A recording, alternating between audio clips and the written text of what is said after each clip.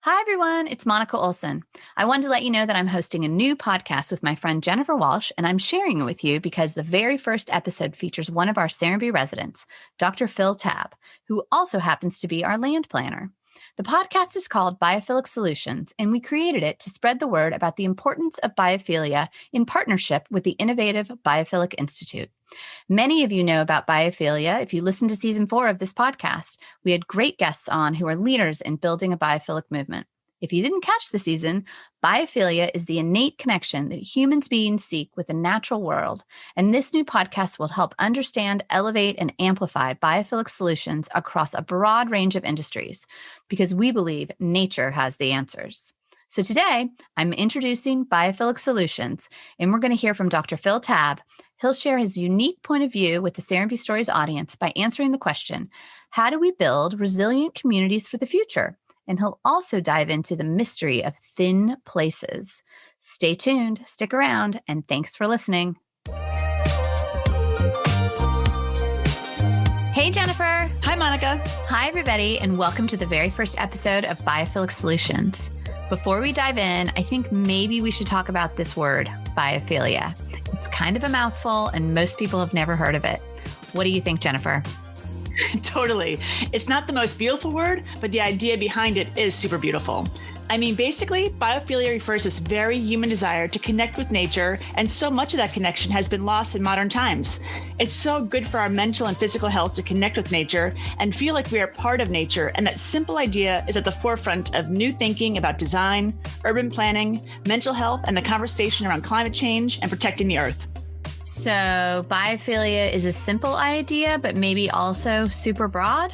Totally. And our conversation today is about biophilic communities and what that looks like and how we can advocate for biophilic land planning in our own communities. Especially thinking about our experiences with COVID and the possibility of future pandemics, we need more communities that are resilient and forward thinking. It's more important than ever. Absolutely. And to your point, today we're talking to Dr. Phill Tabb, a land planner, architect, and scholar who has been at the forefront of the biophilic movement for nearly 20 years. Dr. Tabb is Professor Emeritus of Architecture at Texas A&M and is the author of multiple publications on topics such as solar energy, green architecture, and sustainable urban design. His most recent work is the book Biophilic Urbanism, which we're going to dive into today. He talks about nature-based urban environments that are climate positive, sustainable, and healthy.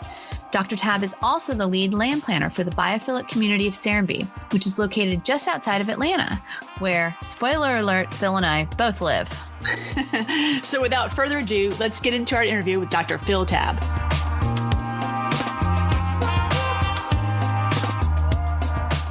Welcome, Phil. So do I talk now? Yeah, how are you? Welcome. Thanks for being on the podcast. You're our inaugural episode. All right. Well, to start off, for me, biophilia is a set of relationships between nature, human beings, and the environment. And each of those interact with one another. In other words, the environment has an impact on nature, as does nature have an impact on the environment. And nature has an impact on humans, as do humans have an impact on nature. And finally, humans have an impact on the environment as the environment has an impact on humans. So there's these 6 components that comprise, in a way, the function of biophilia. Okay, I'm going to have to get a chart for that and figure that whole thing out. But it sounds like it's basically we are all affecting each other, and we have to be really thoughtful and aware of those interconnections. Yes. Tell me about biophilia a little bit. Like, when did you stumble across it? Has this been something in your work forever, or is this something new to you? Yes and no. I grew up in southeast Idaho, which is one of the more beautiful places in America. And I thought that everywhere was full of nature. You know, we were right next to the Rocky Mountains, Yellowstone National Park, the Tetons, and so on. And so I've always had a close connection to nature. But specifically with biophilia, I think my first interaction with the term was with a guy by the name of Plenty Fisk, who is a sustainable planner and landscape architect from Austin, Texas. And he went to the University of Pennsylvania in the 1960s when Louis Kahn and Ian McHarg were teaching there.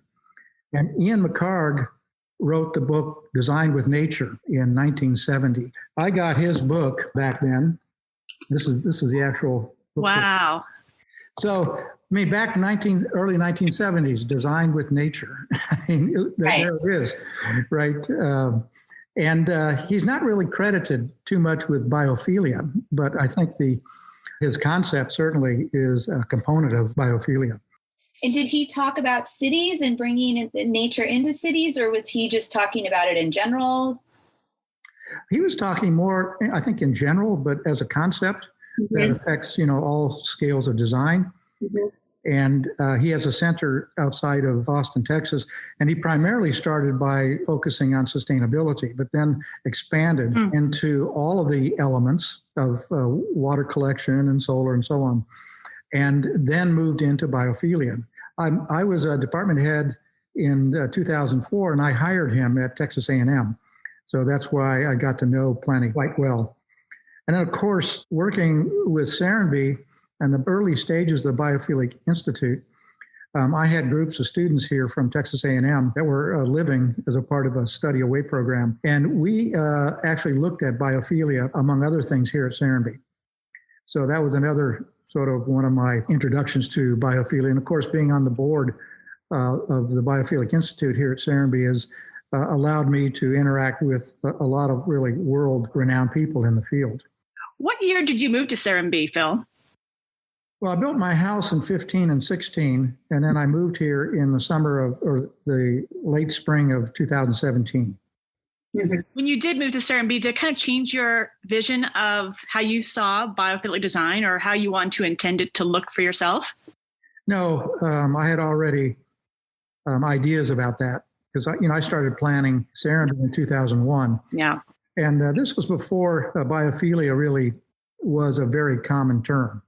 Although Olsen's book in '84, I believe, and Tillert's book came out in the '80s. Kaplan and Kaplan came out in '89.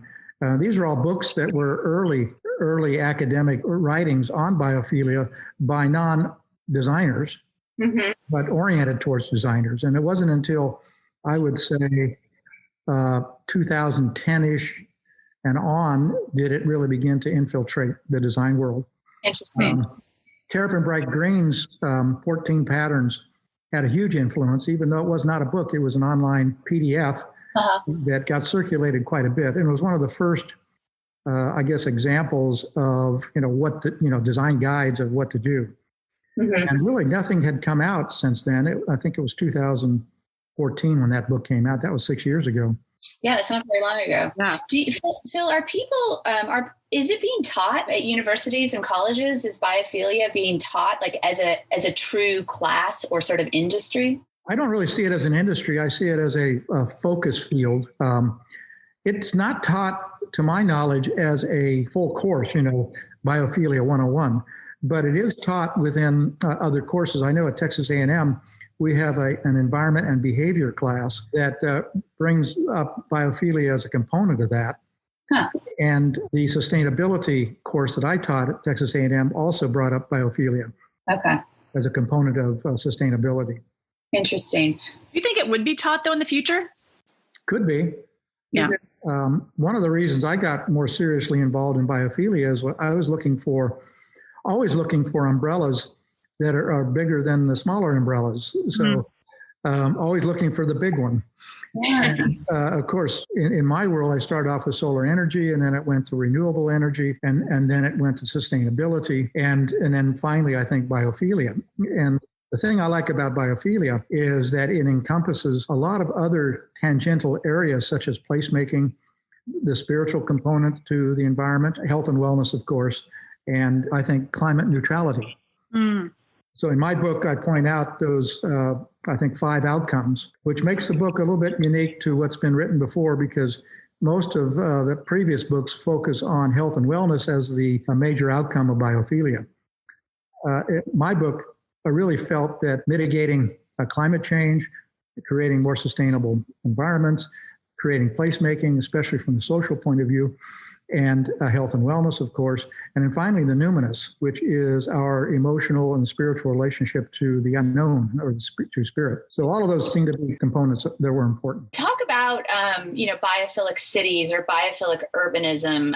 You've talked about sort of what biophilia is, but like, what is a biophilic urban space look like? Yeah. Good question. I mean, that's a good question. And even though as an architect, I'm very visual, it's not how it looks to me that's important. It's how it functions. Okay. On all these different levels, like the 5 outcomes. Mm-hmm. And in fact, at any scale, at what scale can you begin to deal with climate neutrality? Mm-hmm. Scale, and in fact, you can find out that on all those scales, you can deal with all those outcomes. Mm-hmm. But they're a little bit different. The scale has a way of creating a difference. For example, at the community and urban scale, design elements such as infrastructure become more important than, let's say, the biophilia of a single room in a house. Mm. So as you move up scale, you begin to get into bigger, more systemic ways of dealing with biophilia. Mm-hmm. In terms of resilience, I think for me, the most basic component of resilience is the idea of survival advantage. When biophilia first came into, at least this is what a lot of the early academics on biophilia began to say, is that during the savanna hypothesis period, which was about 1.8 million years ago, when we became bipedal, that along with that became a certain kind of self-awareness and consciousness that led to this notion of biophilia, the love of nature. And in addition to that, we began to evolve from, let's say, the forested areas, which were affected by climate change and what they call the arid hypothesis, into the savannas. And so what makes us resilient is our ability to find survival advantages in certain settings. Mm-hmm. And fast forward to today. Sure. And look at COVID, for example. Where is it safe to be, to exist in a COVID-laden environment? And that's part of our survival advantage, is finding those places. Mm-hmm. And of course, I think Serenbe is a community that echoes that. Sure. And I personally, of course, love that you say that. But my first thought is like, what is safe is the outside, right? Mm-hmm. We're hearing so much like, if you're outside, it's safer. They still require masks, still 6 feet. But like, have your gathering outside, or if you're going to get together with people, get together outside. I think so many places, Jennifer's in New York, and obviously I'm down here in sort of the country. Phil and I are in the country and outside of Atlanta.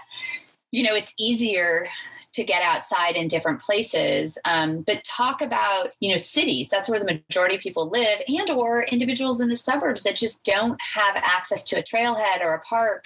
What are the opportunities to change that? Like, who's doing the work, or how do we change that placemaking in our environment? It's a really difficult question because, the past political environments have been such that you can't do anything, let alone change for biophilia. Mm-hmm. We have a huge inventory of existing buildings and cities and streets and so on, and the technologies that support those. Uh-huh. And to begin to change all of them worldwide is unbelievable. We're talking about centuries of work. Right. And of course, most of us live in the present. So, what is it I can do today? Yeah. And if you're an individual, there are a lot of things that you can do in the home. Uh-huh. And you can also begin to support your community making some changes. And to some degree, through political processes generally, you can affect what can happen in cities. But one thing that seems to be happening is the migration. Absolutely. And there is a migration because of COVID out of cities. Mm-hmm. And that leads me to think that, and because of the way the work situation has worked for many people, my son and daughter-in-law have been working at home for 9 months, mm-hmm. and will do so for another 9 months. Mm-hmm. So it's not new, but not all jobs allow that. Mm-hmm. But that's beginning to change the work landscape. Mm-hmm. And Also, because that work landscape is beginning to change, it's beginning to change the necessity for really highly dense cities. Mm-hmm. A professor of mine at Washington State University used to ask his students, this was a structural professor, what was the single most important technology that allowed for the evolution of the high-rise building? Oh, interesting. What was that? Well, a lot of people said, well, was it heating and air conditioning systems? Was it the elevator? Uh-huh. Was it curtain wall skins that go onto high-rise buildings? Sure. Anyway, his hit was the single most important technology was the telephone. What? You're kidding me.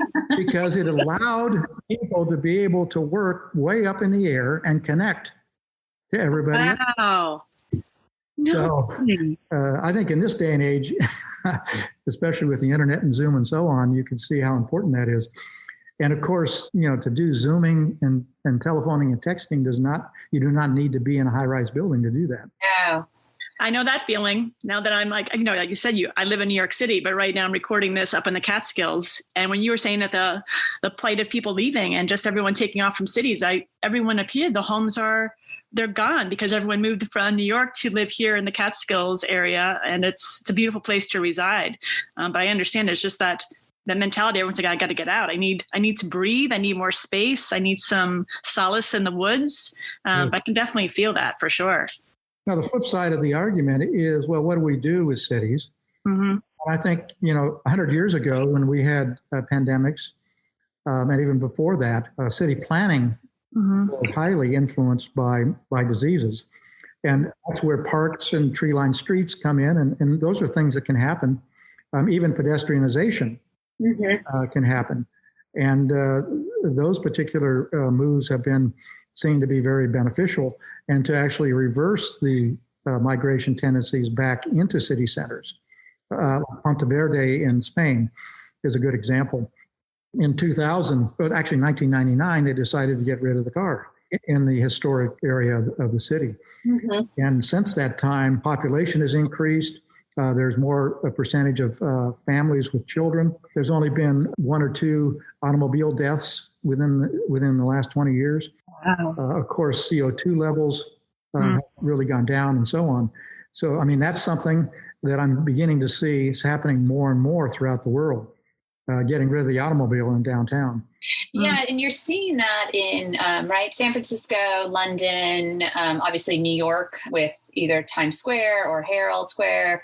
And even in Atlanta, I think the Beltline is an interesting example. High Line in New York would be another example. But, we moved to Atlanta, 20 years ago, no Beltline, it was just an idea in Ryan Gravel's head. And, I didn't feel like Atlanta was a very outdoorsy place, but they built something that got people outdoors. It drove them to this belt line that then, had tons of infrastructure, apartments, restaurants, and everything along it and connected all these neighborhoods. And now, Piedmont Park, which is the central park in the middle of the city, which is connected to the belt line. You can barely get on the belt. You can barely walk the belt line. It's so busy. And so there is a bit of the, if we build it or, we don't even know what we need. And I think biophilia is a big thing to me, at least, is like, we don't, when I first heard it, I was like, I don't know what that is. But now that I understand it, it's just like, it seems like it's everything. Yes. So how do you feel like, your book just came out, obviously you've been working in the industry for a while or the field, but what's your thought about scaling it and how this book will help, or what do people need to do? Obviously we can do things individually, but I'm a big advocate that we need to, push the people who really have the power to make changes. What can we do, and what are you seeing about scalability? Well, scalability is ultimately what we need to have happen. And not only, Tim Bately's books on biophilic cities talks about, I think, 5 different scales: room, architecture, street, block, community, and region. Ultimately, it's going to have to be the whole planet, right? And that's going to be a huge challenge, I think, to get to that scale. If you take the 5 outcomes, and maybe there are more outcomes than those 5, climate neutrality, sustainability, placemaking, health and wellness, and the numinous. By the way, just a reminder to everyone listening, numinous refers to the spiritual aspect of biophilic design. It's one of the positive outcomes. If you take those and begin to scale them, you'll see that they scale in slightly different ways. And sometimes there's actual contradictions when you start to scale them. For example, density is a good sustainable strategy. It creates more efficiency. But density also begins to create difficulties for solar access. So low density is better for solar access, high density is better for efficiency. Okay. So you have these contradictions. And as you move up and down the scale, you're going to find out that you have similar contradictions. But you're going to have more similarities. For example, you can have a plant in your room. You can plant trees in your garden. You can plant trees along the street. You can create a pocket park in your neighborhood. You can create a large park and tree-lined streets and edible plants in your community. And within your region, you can begin to plan around ecological flows. So these are all things that we can begin to do as you begin to up the scale. And it is really important to think in a scalar way, I think, because it's more comprehensive. Right. Sure. It's one thing to put a plant in your room, and that's good, right? But you're not going to solve all the problems of the world by putting the plant there. So true. Actually, can you speak to that? Because I know you talked about the home. So what if people are just trying to understand, what does biophilia mean to my home? And what can I do in my own home to be more biophilic or be better planners for, even to teach our own children? How do we think about that first?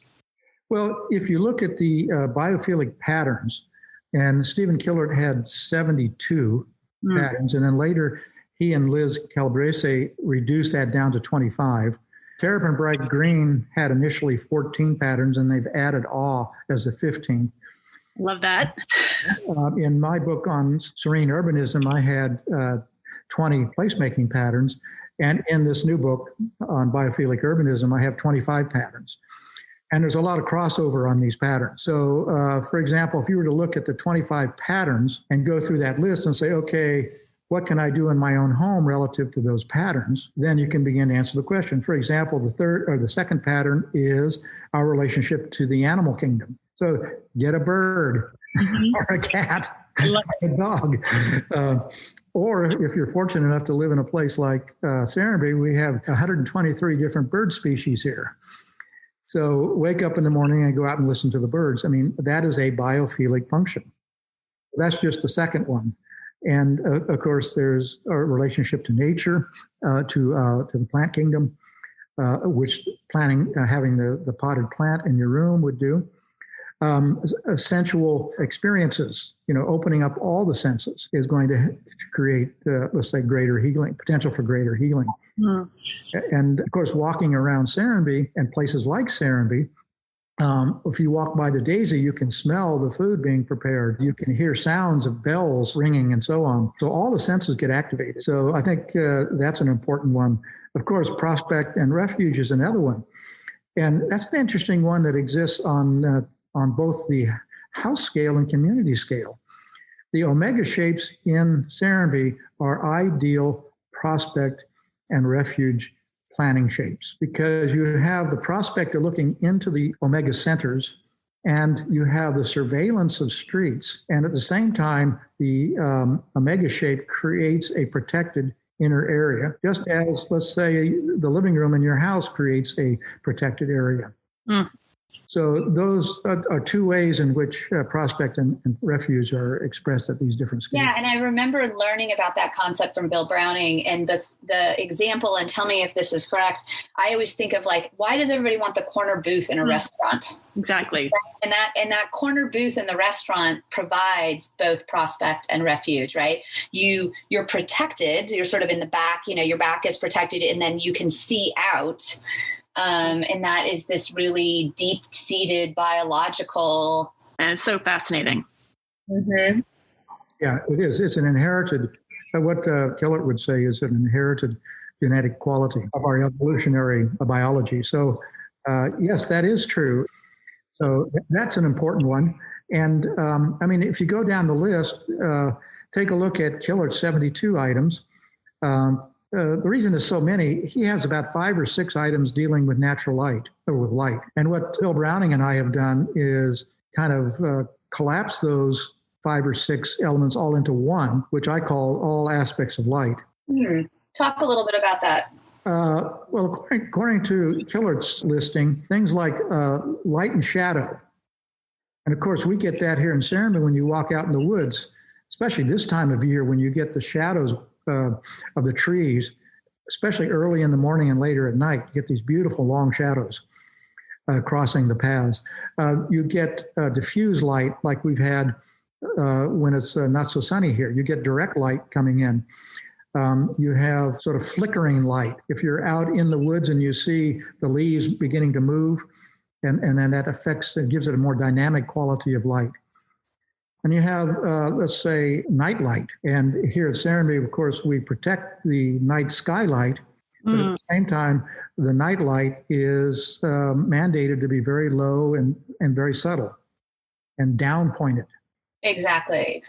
We don't really have like master huge street lights. That we encourage everybody to have. I think it's actually required, a light on your house, and that front door light is supposed to be solar activated, and that's supposed to sort of illuminate the street in a very subtle way, which I think is an interesting design element versus these sort of like encroaching poles that sort of turn it to day. Yeah, like New York. Yeah. In my house, I have, and I can't say that this is something that everybody can do or design, but I have what's called a light gradient that goes from my living room, which is really bright light, to my office, which is medium, to my bedroom, which is darker. Mm-hmm. Wow. And you did that through architecture. Yes. And the idea is having variable light qualities within your house instead of having the same light quality everywhere. Mm-hmm. And it begins to have you focus your eyes in different ways. I mean, these are just really subtle things that for me is more than just putting a plant in the corner of your room. Sure. Let's see, color, which is another one of my patterns, which I don't think Killert or even Terrapin have used, which I call living color. And I got living color really from Feng Shui. And it's the idea of being able to experience real alive color, artificial color. And artificial color in itself is not bad, but experiencing the red of a real red rose is different than experiencing the red on a wall. So it has a much different kind of vibrance to it, aliveness to it. So that's why we call it living color. So I've never heard of that. That's so interesting. So the more living color you can have in your room, for example, then again, you're exposing yourself to another quality of biophilic design. That's interesting. You think about people buying fresh flowers or, why is that such a wonderful experience, beyond a permanent plant? But that's interesting to think it's not just that it cleans the air or it's a natural product in the house, but the living color. I've never really thought about that. And, we love a brand of paint called Farrow and Ball, which, is fabulous. And it's so beautiful on the wall. And my understanding is it's like it has so many more pigments in it, and it sort of changes with the light a little bit. And I think more and more companies have done that over the years. But I had never thought about, maybe why I'm attracted to, or why all of us are attracted to natural living things. That's another reason. Yes. Now, another one of the patterns is our connection to the celestial world. And again, this is a design thing. In my house, it was important that I had visual access to the night sky. And, when it's about a quarter moon to a half moon, I can look right out my living room windows and I can see it up there at about 9:00. Oh, wow. That's fantastic. Okay. Now, what good is that? Well, I like it. I love looking for the moon in New York City, which is hard to do sometimes. Yeah. I think it's pretty. Yeah. It is, but it expands your world. Sure. It expands it to something larger than your house, your community, to, the world around us. And knowing our place in this larger world, I think, is really healthy. Mm-hmm. Well, and that touches on awe. Can you talk about awe a little bit? Because I think that sits in, does that sit in the numinous? Okay, talk a little bit about that, because that's, I think, a concept that we're going to hear more and more about in the coming, months and years. I think so. In fact, I have a new book proposal out called Thin Places, The Hidden Function of Architecture and Urban Design. Oh. So it really focuses in on the experience of awe, which, using the concept of thin places, is the threshold for that experience. Give us an example. Like, what would be a thin place? Well, it can exist on any scale. Let's say Piazza San Marco. Mm-hmm. Okay. If you've ever been there, or the first time you went in there, you were probably kind of blown away, right? Yeah. And that's an experience of awe. Have you ever been to the Grand Canyon? Yep. Or Yosemite. Yeah, or along a beautiful beach. These are all natural or an intimate, let's say, natural setting, like a beautiful little clearing in the woods, or here at Serenbe, the waterfalls. These are all natural thin places. Now, in architecture, it can happen as well. There's a lot of really extraordinary buildings, from the MIT Chapel done by Louis I. Kahn to a place that I've discovered. It's a little glass chapel in Mexico. It's really beautiful. And you can also find them in everyday. That's another part of this book proposal, is kind of the numinous or thin places in everyday. Love that. Window seats. Oh. When the light pours in and you're reading a book, or you're just hanging out in this teeny little place, and it becomes a thin place. And a thin place is defined as a place, since it's a space, it's a place where there's a veil, a very thin veil between the secular and the sacred. Oh. When it's a thin place, it gets thinner and thinner, to the point where, in many ways, it goes away. And you have this numinous experience with God or nature or whatever it is that is unexplainable. Mm-hmm. So I agree with you. I think this realm, the realm of awe, is really going to be of interest. And it too has many interesting outcomes, of which health and wellness is one of them. Absolutely. And I think it has a collateral kind of positive outcome towards sustainability, placemaking, and some of these other outcomes. Because if you're in a thin place, you're going to want to sustain this kind of place. So whenever you come to it, you have that same experience. The Western Wall in Jerusalem is a thin place. Okay. The stone in Mecca is a thin place. There's so many examples of thin places. But the ones that I think are really, and the book is kind of oriented this way, is to show what a thin place is, but also to bring it down to your everyday experience, much like what Biophilia is trying to do as well.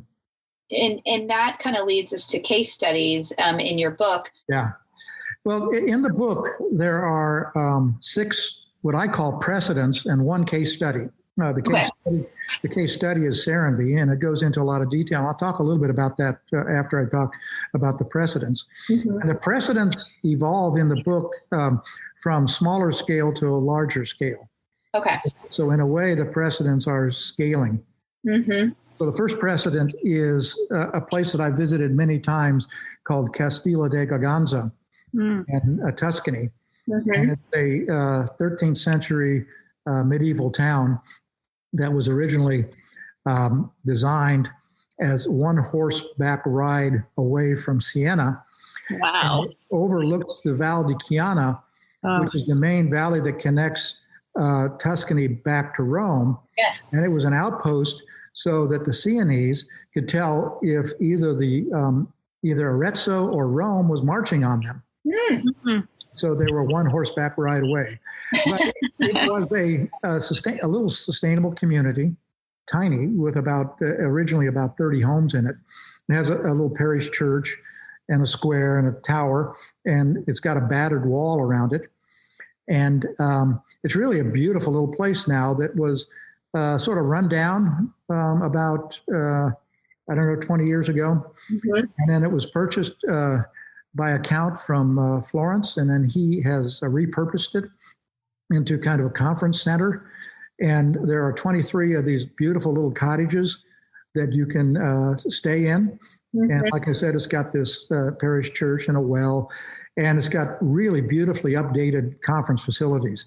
And so they're getting a lot of sort of corporate management people coming out and having these conferences there. And every year that I was in Castiglione Fiorentino, I would take my class there and we would spend the day there and have lunch there. So that's one of the precedents.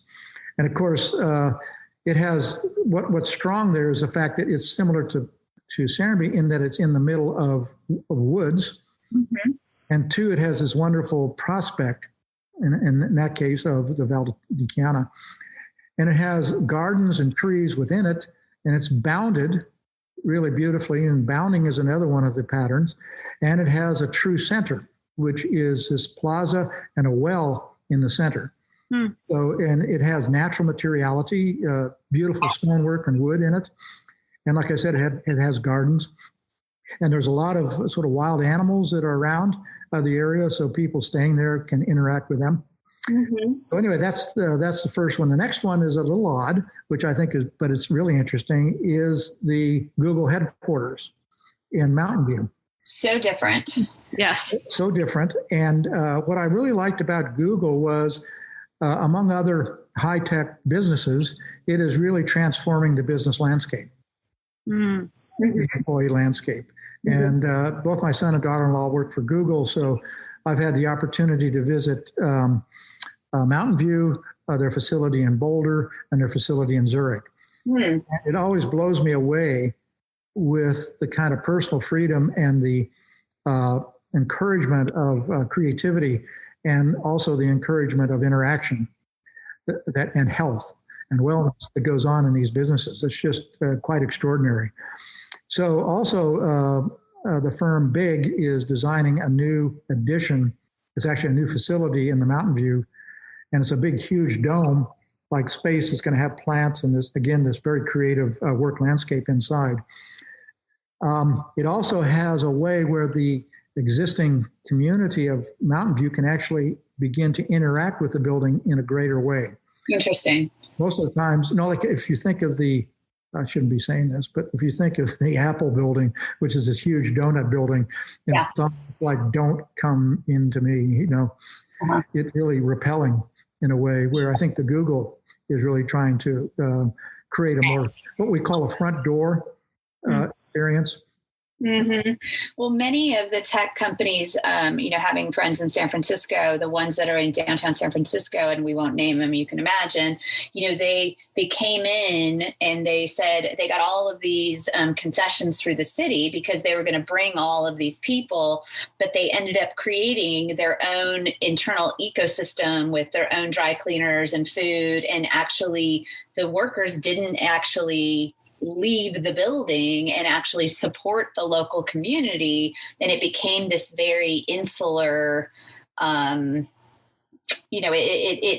sort of purported to be something that was going to transform a neighborhood, but it ended up being very insular. So I love to see that Google is moving to create campuses that are more inclusive rather than exclusive, because that's a huge thing that I think we talk about a lot in placemaking is like, there's no gates, like so many of these neighborhoods are gated and you're kind of like created this little jail that you're trapped in, and only you can come in, and there's just no energy, because a real town, a real space, has people flowing in and out, and that openness is really beautiful, and what we should all be looking towards. And I think is, potentially what one thing that makes a biophilic city or a resilient city is that, would permeability be the right word? I don't know quite what the right word is, but porousness. Porousness. Okay. That makes sense. It's the way you really feel in a space. It's that kind of ebb and flow of a space that it gives to you, that you recognize it, I think, right away, how good you feel somewhere. And it's almost palpable, I think. Well, one of the things that was a hidden agenda for me was the idea of matching Serenbe with Google. Talk about that. The idea of marrying a Google kind of place, and Serenbe is to attack one of the biggest polluters that we have, which is the commute to work, residential communities to work. And you talk about resilience, and it is the resilience to be able to transform the kinds of cities that we've created in the 19th and 20th centuries versus the ones that are going to evolve in this 21st century. And let me follow up on that. What changes are we most likely to see in cities to support that outcome in the next, I'll call it 20 to 50 years? I think it's what is now being called landform and landscape urbanism. So it's more about horizontal territoriality than it is vertical. Now, of course, if you live in Manila or Tokyo or Shanghai or New York City, places like this, they're very vertical cities. And I just don't see, remember, why do we have high rises? You know, what's the major technology that's allowing for high rises? It's basically communication. And with today's communication, we don't need that same kind of concentration. And it's going to have negative environmental effects to be horizontal, because one of the advantages of vertical cities is they take up less land. So in a way, I still think from a biophilic point of view, going more horizontal is going to be the trend. Personally, and this is my own personal view, if I never have to use an elevator again the rest of my life, I'll be happy. Yes, and I will second those awful parking lots where you're driving in circles and circles and circles and circles to get to your space, and then you have to get into an elevator. Ugh. Yeah. Well, the next precedent to kind of push on is after Google is a place called I got to get the right pronunciation. It's Helsing-Havby. It's a Danish name. And it's a small community about an hour north of Copenhagen. And it's an existing town, but this community is right on the edge of town. And it's within walking distance of right downtown, where there's lots of restaurants and so on. And it's maybe about the same scale of Serenbe, but it has about 2,500, I think, population. And it's a series of 25 clusters. They're like donut shapes of single family and attached housing that are surrounded by farms. So it's an agri-hood there, and they have some mixed use, and they have a thing that's called the food hub, which is like a center within all these little centers, where the community can meet, and they can have community dinners and so on like that. But each residence has their own way of doing this. It's somewhat like co-housing, but not quite so strict as co-housing, which also started in Denmark. Anyway, that's the second or third. The fourth one is, I believe, Kronsberg, which is, it's called the Kronsberg District. It's in Hanover, Germany. And I had the opportunity to go there in the year 2000 when it opened. And it was designed to be one of the most sustainable communities. It also has agriculture. It's a little bit denser than some of these other communities I've been talking about.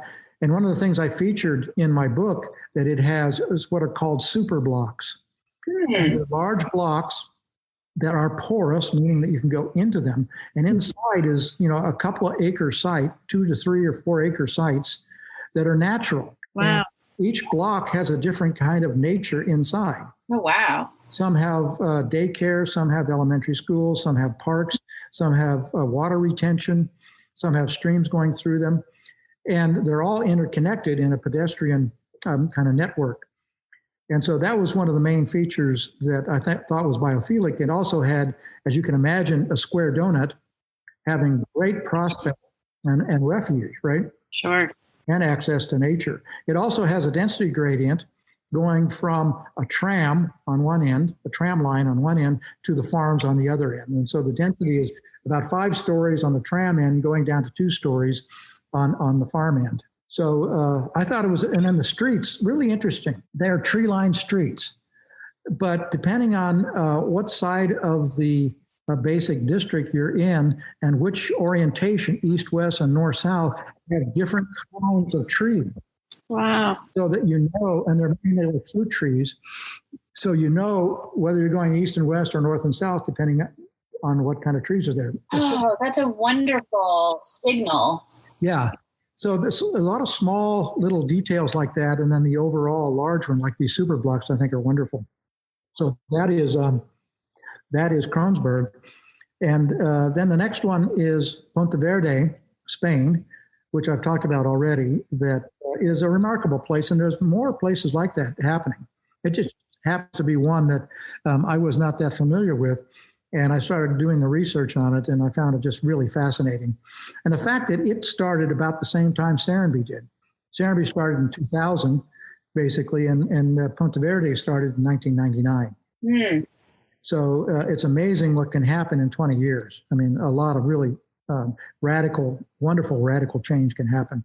Yeah, and I think that it's really interesting because, your books are, tend to be more academic, I want to say, but this one it's very dense, but I think it actually could be like a really wonderful sort of, pseudo coffee table book because the concepts are so phenomenal. And the hope is that, we'd get like, government, city planners or city council or mayors or governors that are sort of exposed to these ideas that they can transform their cities, but also the everyday person like ourselves that can sort of, if you will, demand these changes or advocate for these changes in our cities, because we do have power, Yeah. On the last question I'd like to ask you is really, what is the importance of biophilia in your life? And not necessarily in a work perspective, but maybe how it makes you feel, your overall health. Great. And in fact, it's kind of been a lifesaver. 2 years ago, I came down with 2 forms of cancer and have more or less kicked both of them. One of them was cut out. It's long gone. And the other one is just through lifestyle changes. Part of it's because I'm retired, but I work just as hard as I did before. But the main reason is stress reduction, I think, and the quality of social interaction that I can monitor living in Serenbe with my tendency to be reclusive. So, and then, of course, my interaction with nature. I can't, right now I'm looking out, I can see a huge view of trees in my garden. And I think these all have contributed to just a sense of accomplishment of, that my life has led to this point. Mm-hmm. I have this kind of environment to live in, both in terms of being able to live in Serenbe and to live in my house and to interact with both the people and nature that's around here. Every day I open up my windows, even on a day like today, and let in fresh air. It's found out that indoor air pollution is a major cause of colds. Mm-hmm. Not cold outside. So, beginning to get a little bit of air changing is really great. I love the idea that most of my electricity comes from photovoltaic panels on my roof. And I have very little pollution here. But I think that, the visual environment, all the patterns are here. I've got a little dog, and I have an incredible number of animals that come into my garden, from snakes to birds to frogs, you name it. And all these things in little ways, I think, contribute to a biophilic experience. And the one on awe, I think, is also, there are a lot of times, well, when you get into it really deeply, in a way, that which is sacred chooses, you don't. It's like you walk into the woods, I'm going to have a sacred experience, right? It's not a human-centered process. In a way, it's a divine-centered process. And so the best that we can do is be open to it. And if you're open to it, then you're creating an opportunity for those kinds of experiences to occur.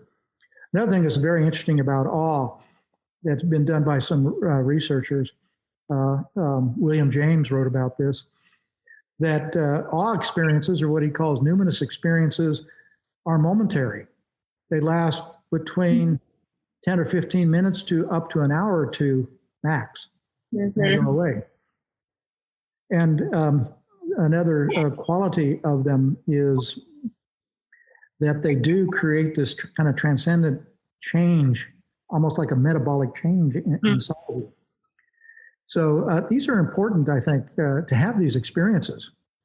I can remember when I was younger and I had kids and family and work and problems and issues and credit card debt, and you name it. And it's just like, I can remember in my mid-30s to late 30s, what it was all about was trying to find 10 minutes to a half hour a day where I could just be myself and be alone. And by the time you get to my age now, it's not that. It's like 99% of my time is like that. And of course, to me, it's all biophilic. That's great. Well, Phill, thank you so much for taking the time to talk to us today. I'm super excited about the new book. You've put so many wonderful ideas into our heads. Absolutely. Yeah, so it's a gift to have you, Phill. Thank you so much for your time. Well, thank you for the opportunity to be first on this podcast. Our pleasure. Okay. Well, you guys take care. Okay. Thank you. Bye-bye. Oh, wow. So that interview was so great. Where do we even begin? I know. So many things that I could have talked about for hours. I mean, hours and hours. Seriously, thin places, that whole idea blew my mind. Okay, let's wrap it up as best as we can. So what I heard was a biophilic community is a place where people have access to nature and can easily engage with the outdoors. He also talked about planning and development should be prioritizing the natural resources and ecological conditions of each area that you're doing that building and planning in. Right, and there are 5 outcomes of that kind of planning. Think of it this way: climate positive, sustainability, placemaking, health and wellness, and the numinous or spiritual component. And there are scales, right? He talked about scales to each of these, where they can look very different when you're talking about a town versus a city, right? Exactly. So in a town, you might be talking about nature trails and being able to walk to a few shops to run errands. But in a city, you're dealing with infrastructure and an entirely different beast. So we all need to advocate for more biophilic communities. Yes, exactly. This is going to look different depending on where you are, but find out who your city officials are, your city council, or maybe the planning department. Make sure they are aware of the ideas and how impactful and positive they can be.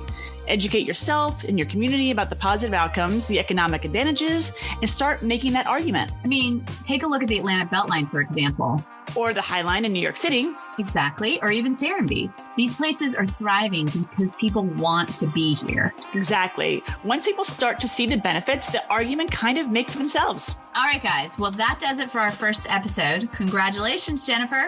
Congratulations, Monica. We did it. Thanks so much for listening, everybody. And we hope you'll tune into episode 2 that's going to be with Bill Browning of Terrapin Bright Green. If you want to support, please follow, subscribe, and give us a 5-star rating if you don't mind. It really helps, and we really, really appreciate it.